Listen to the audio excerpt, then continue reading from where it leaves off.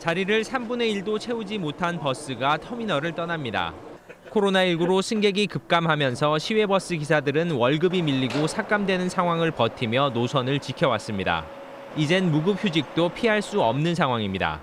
무급휴직이 이렇게 들어가게 되면은 이 가정 생활에도 문제가 있고 또 그 인원이 그만큼 빠짐으로 인해서 이 남은 기사들에 대한 노동력이 더 강해지고 운송과 의료, 돌봄, 복지 등 코로나 상황에도 업무를 중단할 수 없는 필수 노동자.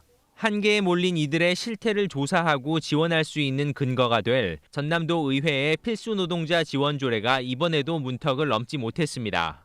도의회는 지난해 말 의원 57명 가운데 32명의 지지로 이 조례를 발의했지만 국회에 관련법이 계류 중이라는 이유로 상정조차 하지 않고 있습니다.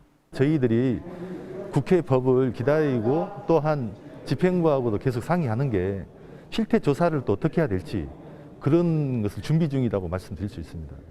하지만 서울과 부산은 물론 도의회보다 늦게 시작한 영암과 순천까지 30여 개의 자치단체가 이미 조례를 만들었습니다. 필수 노동자 지원 조례에서 담고 있는 내용들을 매우 구체적으로 정책으로 만드는 그런 것들을 저희가 볼 수가 있었어요.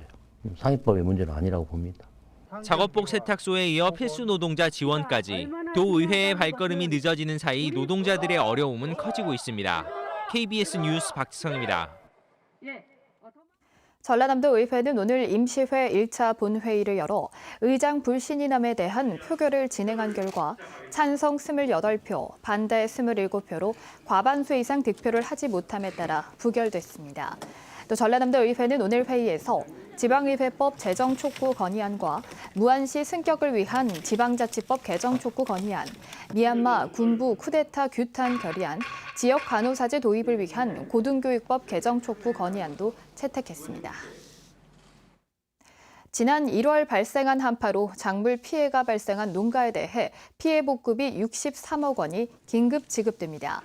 전라남도는 이번 복구비는 지난 1월 초 한파의 영향으로 피해를 입은 배추와 시설 고추, 그리고 시설 감자 등 농작물 2,240헥타르에 대해 지급하는 것이며 유자와 녹차, 무화과 등 피해 증상이 늦은 농작물은 4월 말까지 정밀 조사를 한 뒤 복구 지원 계획이 확정되면 지원할 방침이라고 밝혔습니다.